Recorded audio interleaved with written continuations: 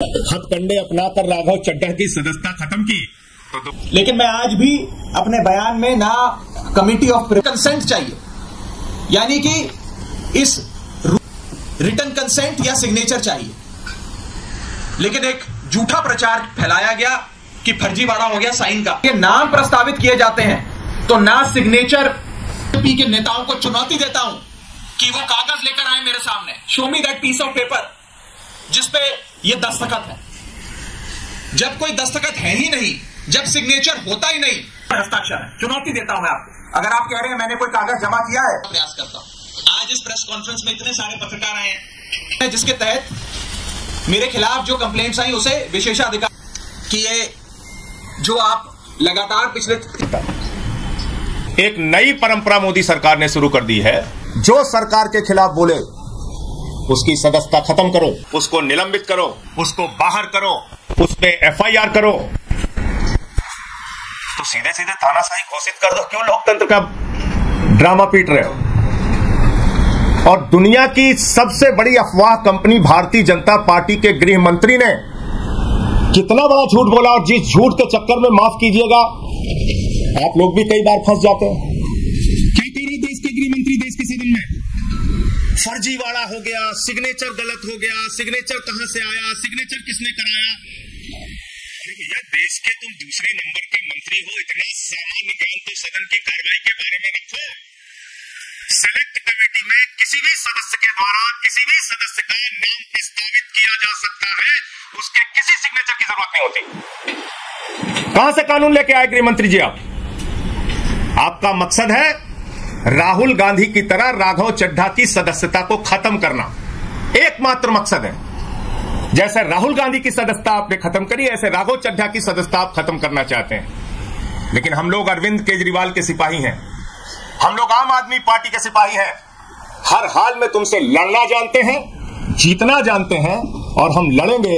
और किसी तरीके से अगर आपने हथकंडे अपनाकर राघव चड्ढा की सदस्यता खत्म की तो दोबारा चुन के आ जाएंगे। तो इसलिए झूठ और अफवाह मत फैलाइए। कोई भी सदस्य किसी का भी नाम प्रस्तावित कर सकता है। बाकी और विस्तार से नियमों के बारे में राघव चड्ढा जी आपके सामने जानकारी देंगे।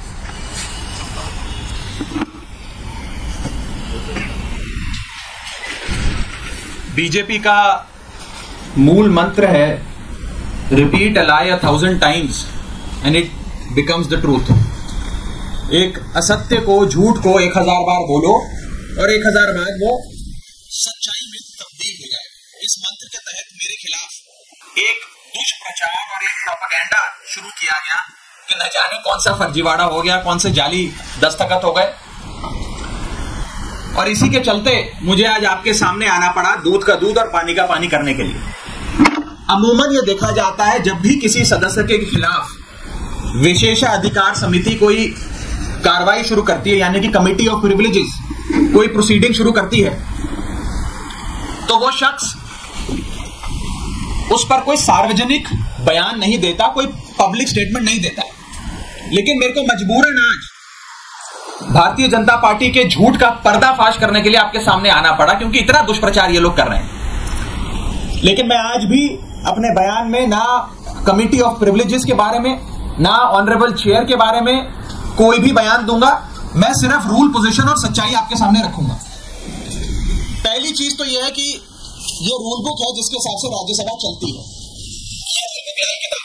इसमें लिखा है rules of procedure and conduct of business in the council of states. इस रूल बुक में जो लिखा है वो मैं आपको बताना चाहता हूं।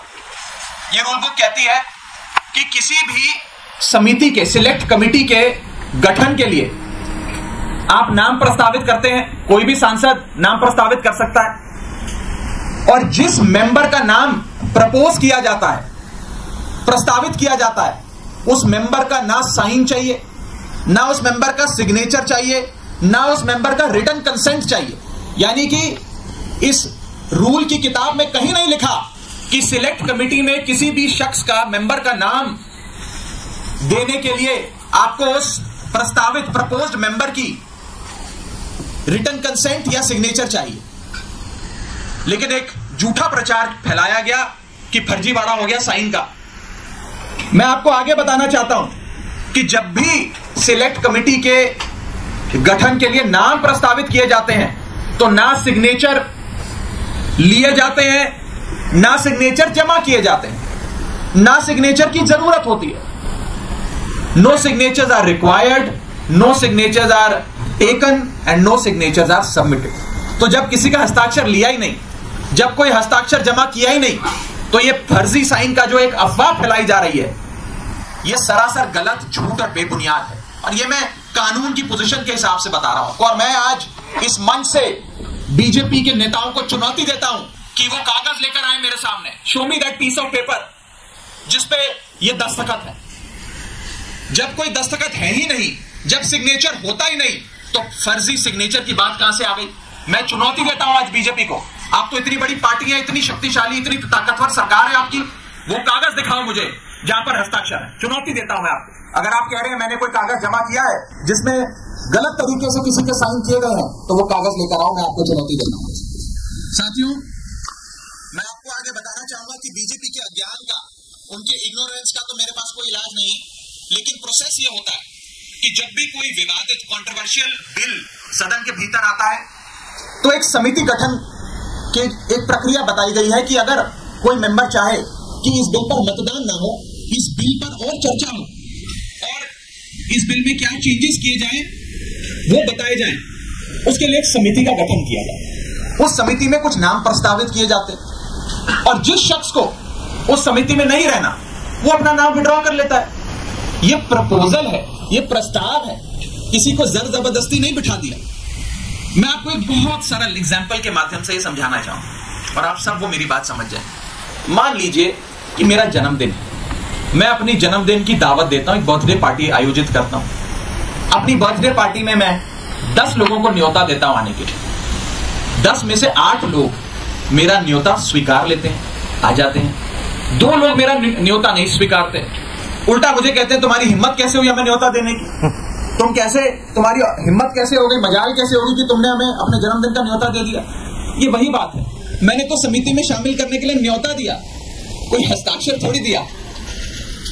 लेकिन वो 2 लोग मुझसे खफा हो गए। मैं आपको दूसरे तरीके से समझाने का प्रयास करता हूं।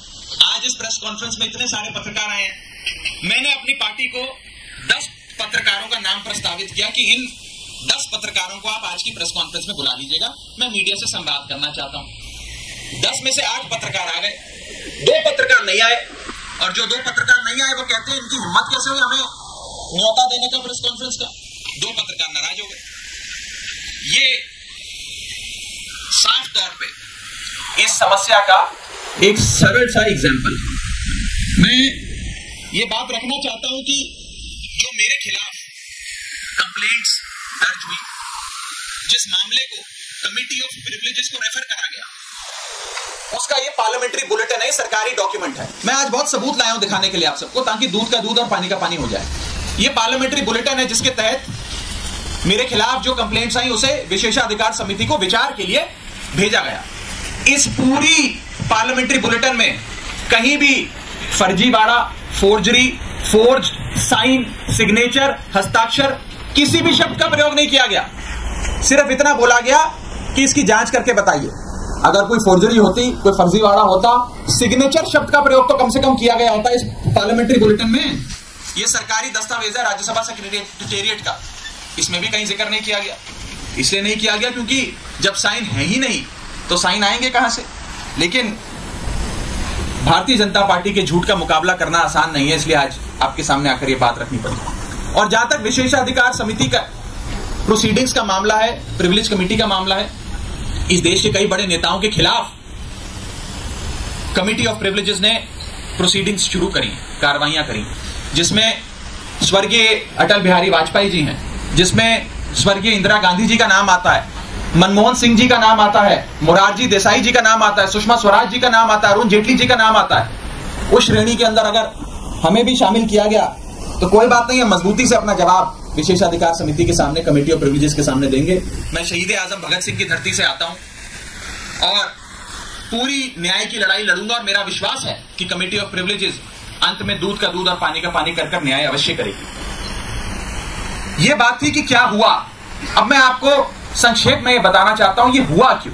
ये विवाद कहां से खड़ा हुआ, ये क्यों इतनी अफवाह फैली? ये इसलिए फैली क्योंकि सोमवार दोपहर को सदन के अंदर आम आदमी पार्टी की ओर से मैंने पूरी मजबूती से दिल्ली के अध्यादेश पर अपने वक्तव्य दिए और उसके ठीक 6 घंटे बाद मेरे खिलाफ बीजेपी ने आरोप लगाने शुरू कर दिए। इनको दिक्कत यह नहीं है कि मैंने नाम प्रस्तावित करे, इनको प्रॉब्लम यह नहीं है कि मैंने किसी कमेटी के गठन के लिए कुछ एमपीज के नाम दे दिए। इन्हें दिक्कत यह है कि एक 34 साल के युवा ने हमें खड़े होकर ललकारा कैसे, एक युवा ने हमसे मजबूती से सवाल कैसे पूछे और कैसे इस सुपारी जितनी पार्टी, जैसा कि गृह मंत्री जी कहते हैं, इस सुपारी जितनी पार्टी के एक युवा सांसद ने दुनिया की सबसे बड़ी पार्टी के सबसे बड़े नेताओं से देश के सबसे बड़े सदन में खड़े होकर सवाल कैसे पूछे। इन्हें दर्द इस बात का है। हमने अपने वक्तव्य में बीजेपी के पुराने मैनिफेस्टो दिखाकर उनके डबल स्टैंडर्ड्स को एक्सपोज किया, दिल्ली वालों के लिए न्याय मांगा, यहां तक कि लाल कृष्ण आडवाणी जी और स्वर्गीय वाजपेयी जी के लिए न्याय मांगा। ये दर्द शायद बीजेपी को सता रहा है, जिसके चलते आज वो मेरे खिलाफ कंप्लेंट्स कर रहे हैं। ये लोग मेरे पीछे पड़ गए, बीजेपी पूरी तरीके से मेरे पीछे है। मैं आपको बताना चाहूंगा कि इस हफ्ते के ये दूसरा नोटिस कमिटी ऑफ प्रिविलेजेस का मुझे आया है। It is the second time कि मुझे किसी विषय में कमिटी ऑफ प्रिविलेजेस ने नोटिस दिया हो एक ही हफ्ते में। शायद इतिहास में कभी आपसे पहले ऐसा हुआ। और मैं ये बताना चाहता हूं कि आज के समय हर संभव प्रयास किया जा रहा है कि विपक्ष की आवाज को दबाया जाए।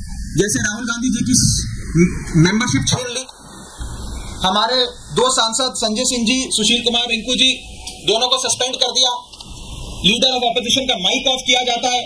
अगर कोई विपक्ष का साथी खड़े होकर अपनी बात रखता है तो सदन के अंदर खड़े मंत्री उन्हें धमकी देते हैं कि तुम्हारे घर इन्फोर्समेंट डायरेक्टरेट आ जाएगी, सीबीआई आ जाएगी, बैठ जाओ चुप करके।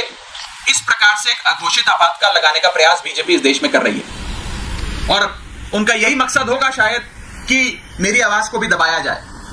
लेकिन मैं कहना चाहता हूं कि ये युवा आवाज है, अरविंद केजरीवाल की एक सिपाही की आवाज है। ये आवाज दबने वाली नहीं है।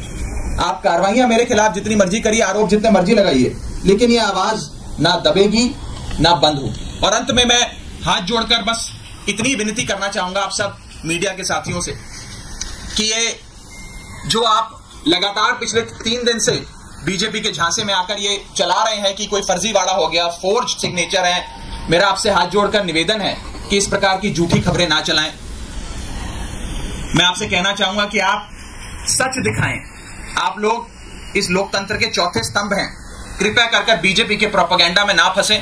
एक छोटे सेक्शन ऑफ मीडिया ने जरूर एक प्रोपेगेंडा चलाने का प्रयास किया और मुझे मजबूरन उनके खिलाफ कानूनी कार्रवाई करनी पड़ेगी, क्योंकि ना रिकॉर्ड्स में, ना कंप्लेंट्स में, ना पार्लियामेंट्री बुलेटिन में कहीं भी फोर्जरी शब्द का प्रयोग किया गया है। और अंत में मैं इतना ही कहूंगा कि जिन जिन सांसदों ने मेरे खिलाफ फोर्जरी के आरोप लगाए, सदन के बाहर मैंने देखा कई सारे बीजेपी के लोकसभा के सांसदों ने बयान दिए हैं। राज्यसभा के तो शायद किसी सांसद ने नहीं दिए, लेकिन लोकसभा के कुछ सांसदों ने मेरे खिलाफ ये बयान दिए हैं।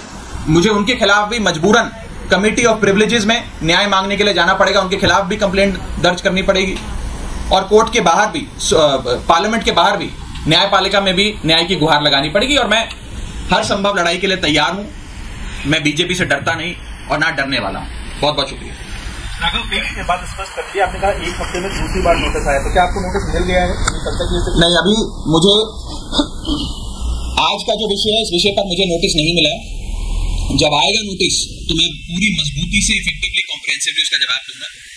लेकिन पुराने वाले एक मसले पे मुझे एक नोटिस प्राप्त हुआ है, सोमवार को प्राप्त हुआ है और मैं उसका जवाब जरूर दूंगा। रूल बुक ये कहती है कि बातचीत करके भी कंसेंट लेना होता है कि आप देखिए, मैं का नाम लिख रहे हैं, क्या रूल बुक कहती है? मैं इतना बस कहना चाहूंगा कि क्योंकि अब ये मामला विशेषाधिकार समिति के विचाराधीन है, इसकी निटी-ग्रिटीज में जाकर किससे क्या बात हुई, किसने क्या कहा, मैं उस पर बिल्कुल कोई टिप्पणी नहीं करना चाहूंगा, क्योंकि ये उचित नहीं होता है। मैंने अपनी बात रखनी थी, आज मुझे मजबूरन, क्योंकि मेरी छवि खराब करने के लिए एज अ पार्लियामेंटेरियन, मेरी गुडविल, मेरी क्रेडिबिलिटी खराब करने के लिए एक प्रोपेगेंडा जो बीजेपी ने चलाया है उसका जवाब देने के लिए आज मुझे सामने आना पड़ा, ताकि दूध का दूध और पानी का पानी हो जाए। और मैं खुली चुनौती देता हूं।